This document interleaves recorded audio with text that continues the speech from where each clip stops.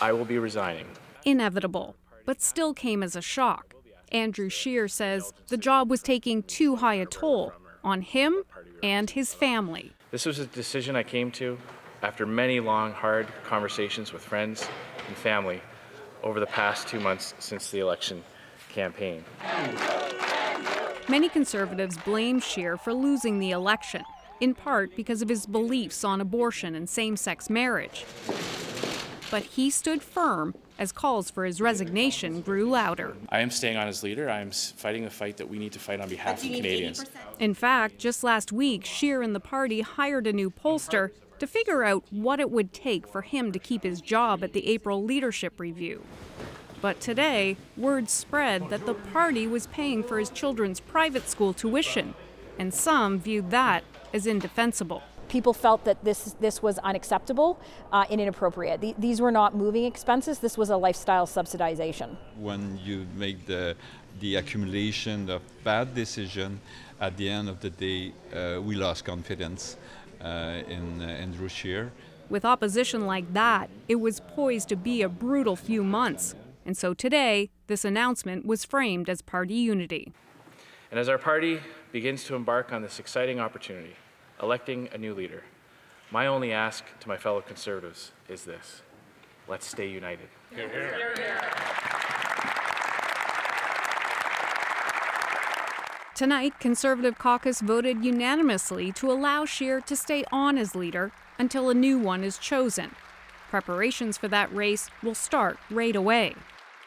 And Hannah joins me now in the foyer. So Hannah, obviously whatever changed, it changed sort of within the last week or so. Right, so what Conservative sources are telling me, Rosie, is just recently what drove Scheer to this decision was a conversation that he had with his teenage son, and that he realized he didn't know him well enough. So that's one of the reasons, but there could be other reasons as well. I was talking about that pollster they hired just last Thursday. I think Scheer was hoping to get some good news from that pollster, but by the decision he made today, it looks like he didn't get it. Okay, Hannah Thibodeau in Ottawa tonight. Thanks, Hannah. Quite welcome. After Andrew Scheer stood up and spoke in the House today, his political opponents did too, praising him for his dedication to Canada and to his family. He sees very much the way I and so many others see our responsibilities as parents, being good parents to our kids in a similar way, that we are politicians, we are in this House, not in spite of having kids, but because we have kids and are dedicated to building a better world for them. I want to thank the leader of Her Majesty's official opposition for taking up that mantle, for being in public service, for not only being the leader of the official opposition, but also a speaker and also representing the riding of Regina Capel. It's a big sacrifice. So the big question now, of course, who will be the next leader of the Conservative Party of Canada? Catherine Cullen lays out some of the possibilities and the real challenges.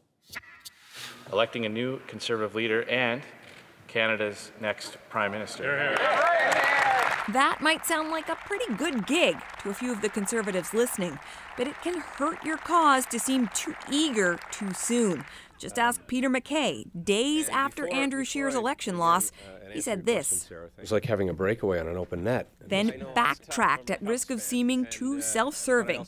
He told CBC News today he still needs to discuss a leadership run with his family. Andrew Scheer. The stakes may be even higher than the last Conservative leadership race because Justin Trudeau seems more vulnerable now than he did then. There's no one heir apparent, but there are a lot of names being discussed in Conservative circles. Someone like an Erin O'Toole or Pierre Poilievre, experienced members of the Conservative bench. Perhaps a Quebec MP like Gérard Deltel.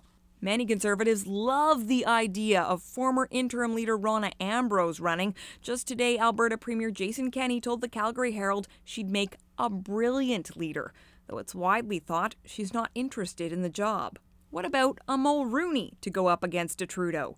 Ontario Cabinet Minister Caroline Mulroney said today she won't run, but there's still speculation about her brother, Mark. A leader who's going to take some risks and embrace reality. This Conservative strategist wants to see the new leader bring some big ideas to the table. I think you can be bold and courageous and take positions that allow people to support you as opposed to having people fear you. But you know who might be most excited about a Conservative leadership race? Justin Trudeau, at least for now. That's because another leadership race will eat up Conservative Party donations and pretty much guarantee there won't be an election anytime soon. Catherine Cullen, CBC News, Ottawa. We'll, of course, have a lot more on Scheer's resignation a bit later.